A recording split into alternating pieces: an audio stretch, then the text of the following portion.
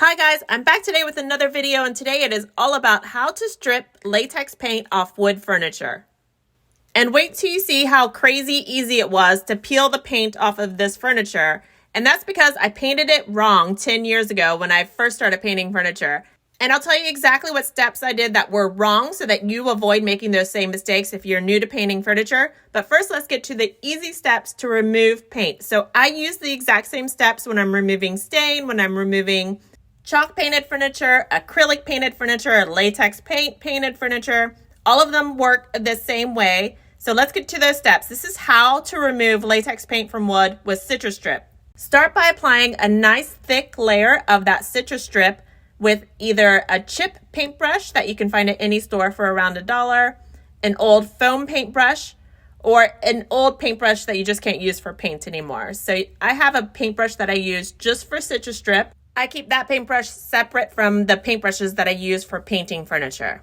And now pay attention to how thick I'm applying this. So it is really nice and thick. You can see that bright orange color. A lot of people spread it too thin. It doesn't penetrate as deeply when you put it on too thin. So try to get the color that you see me using here. After I get my furniture covered in Citristrip, I then go and cover it with either plastic saran wrap, like you can see that on the drawers behind those two front ones that I'm still applying the paint remover to.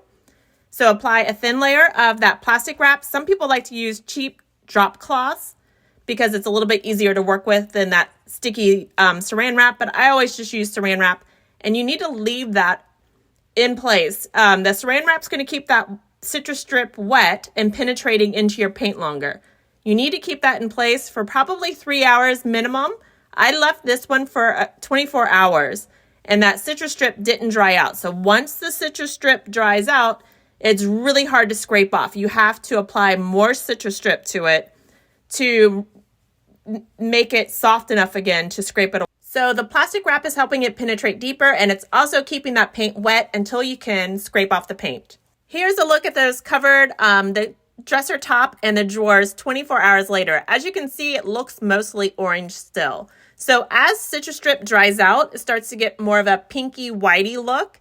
When it's still orange, you can tell it's still wet. So that saran wrap did its job keeping that Citristrip wet. So I'm about to peel off the plastic wrap and show you how easily the paint peels off of that dresser top. Now, generally when I've used chalk paint and I need to peel off the paint, it comes off pretty good with Citristrip pretty easily, but not as easily as it's about to happen right now. And I'll tell you why it's so crazy easy in just a minute, but have a look at this. So as you can see, I'm wearing a glove on the hand that might get Citristrip on it. So be safe and wear your gloves. But as you can see, I just start slowly scraping that paint and it peels off like it was never attached in the first place, which it has been. It's been there for 10 years. But that's mainly because I used my latex wall paint 10 years ago. The same paint I was using to paint my doors and my trim in my house to paint this furniture. And I made two huge mistakes when I painted that furniture. So I didn't really know what I was doing 10 years ago when it came to painting furniture.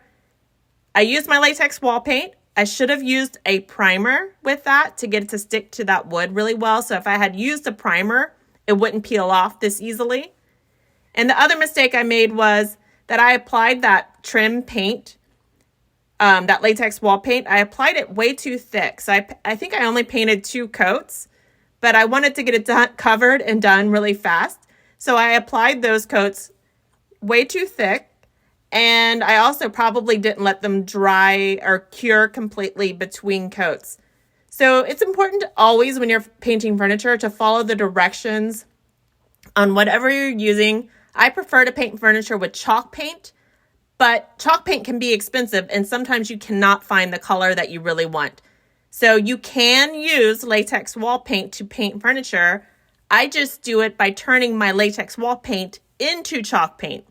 So I do that by mixing a little bit of warm water with a little bit of plaster of Paris and then mixing that into my latex or my acrylic wall paint. And that makes that paint harden better than it does when it's wall paint. So wall paint's designed to be a little bit flexible for walls, but on furniture, you want it to cure hard and not be flexible. You want it to be You want to be able to set down a lamp or a TV or whatever you've got onto that furniture without it leaving a little indent. Check out my video. I'll put a link to it above that shows you exactly how to mix your latex or acrylic wall paint into a super affordable and durable chalk paint for furniture. Well, that is pretty much it for how to strip latex paint off of wood furniture.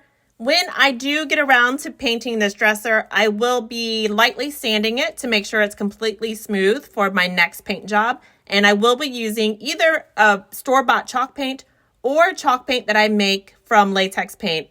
So stick around. I'm sure I'll have a video about that coming out soon. Thanks, guys.